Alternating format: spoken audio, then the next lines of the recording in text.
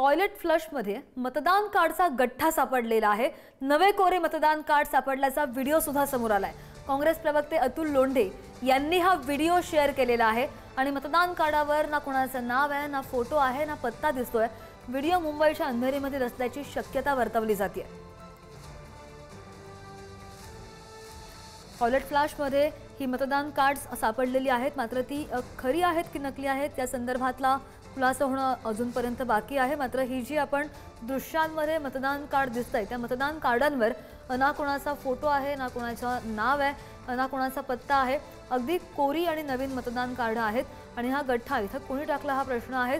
Toilet फ्लशमध्ये हा मतदान कार्डचा गठ्ठा सापडलेला होता आणि अतुल लोंढे यांनी हा व्हिडिओ पोस्ट केलेला आहे आणि हा व्हिडिओ आता समोर आलाय।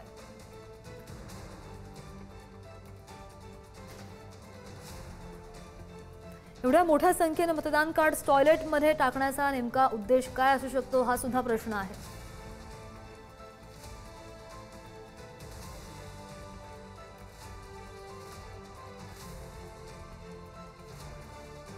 हा व्हिडिओ अंधेरीमधला असू शकतो अशी शक्यता वर्तवली जाते। टॉयलेट फ्लॅशमध्ये हा मतदान कार्डचा गठ्ठा सापडलेला आहे। निवडणुकांच्या तोंडावर हे सगळे मतदानाचे हे जे व्हिडिओ समोर आलेले आहेत तो खूप मोठा प्रश्न निर्माण करतात आणि स्वतः काँग्रेस प्रवक्ते अतुल लोंढे आपल्यासोबत जोडले गेलेले आहेत। अतुलजी नमस्कार। स्क्रीनवर आम्ही बातमी दाखवतोय, तुम्ही जो व्हिडिओ पोस्ट केलेला आहे मतदान कार्ड सापडलेले आहेत, आपली प्रतिक्रिया हवी आहे। हा व्हिडिओ पब्लिक डोमेन मध्ये आहे। मोठ्या प्रमाणावर असे केवळ वोटर आयडीज नाहीत तर आपण व्हीव्हीपॅट पण बघितलेल्या, व्हीव्हीपॅटच्या स्लिप्स बघितलेल्या आहे। आपल्याला कल्पना असेल की व्हीव्हीपॅटच्या मॉक पोलचा जो असतो त्या स्लिप्स एका स्टॅट्युटरी लिफाफ्यावर ठेवायचे असतात। त्याच्या व्यतिरिक्त हजारोच्या संख्येनं बिहारमध्ये सुद्धा या आपण वोटर स्लिप पाहिलेले आहेत। तसंच हे आता टॉयलेटमध्ये मोठ्या प्रमाणावर फोटो नसलेले, नाव नसलेले वोटर आयडीज जे ते पकडल्या गेलेले आहे। अशा अनेक ठिकाणी आहे, पण निवडणूक आयोगाला कुठली लाचशरम थोडी आहे, त्यांना काही करायचं थोडी आहे। त्यांना प्रश्न विचारायचे आहे काँग्रेसला।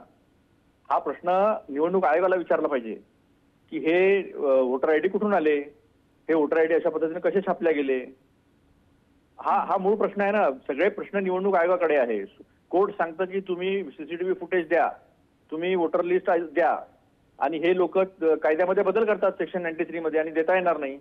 नंतर सांगतात सुप्रीम कोर्टामध्ये आम्ही सगळं रेकॉर्ड जो तो नष्ट केलेला आहे। अनिल मसीनी चंदीगडमध्ये कशा पद्धतीनं महापौरच्या निवडणुकीमध्ये गडबड घोटाळा केला होता तो सगळा सीसीटीव्हीनी समोर आणला होता। अशा अनेक गोष्टी पुराव्यानिशी समोर आणल्यानंतरही आणि राजुऱ्यामध्ये तर FIR झालेला आहे चंद्रपूरच्या राजुराम विधानसभा जी आहे तिथे काय केलं निवडणूक आयोगाने? काहीच केलेलं नाहीये। अगदी नाही, बरोबर। आणि या सगळ्या घटनेमुळे निवडणूक प्रक्रियेच्या विश्वासार्हतेवर आणि सुरक्षिततेवर सुद्धा कुठेतरी प्रश्नचिन्ह निर्माण होत आहे। अतुलजी धन्यवाद। टिटे नावाची एक महिला, तिला निवडणूक लढायची आहे, तिला निवडणूक लढता येत नाही, तिला लढू देत नाही, अडवणूक केली जाते, निवडणूक आयोग तोंड पाहतो। आज पोलीस निवडणूक आयोगाच्या कंट्रोलमध्ये आहे, सगळा स्टाफ निवडणूक आयोगाच्या कंट्रोलमध्ये आहे। मग काय करतं निवडणूक आयोग? त्या महिलेला प्रोटेक्शन देऊन तिचा फॉर्म एन्श्युअर केला पाहिजे, तिला निवडणूक लढू दिली पाहिजे। लोकशाहीचे साधे प्रिन्सिपल तर निवडणूक आयोग प्रोटेक्ट करत नाहीये। इतक्या स्पष्टपणे सगळ्या गोष्टी दिसत आहे ढळढळीत। अगदी नाही, बरोबर आहे अतुलजी। आणि हे जे सगळं चित्र आपण दाखवतोय स्क्रीनवर, या सगळ्याचा परिणाम आगामी निवडणुकांवर सुद्धा होऊ शकतोय। धन्यवाद, तुम्ही प्रतिक्रिया दिलीत, सविस्तर बोललात, आपले आभार।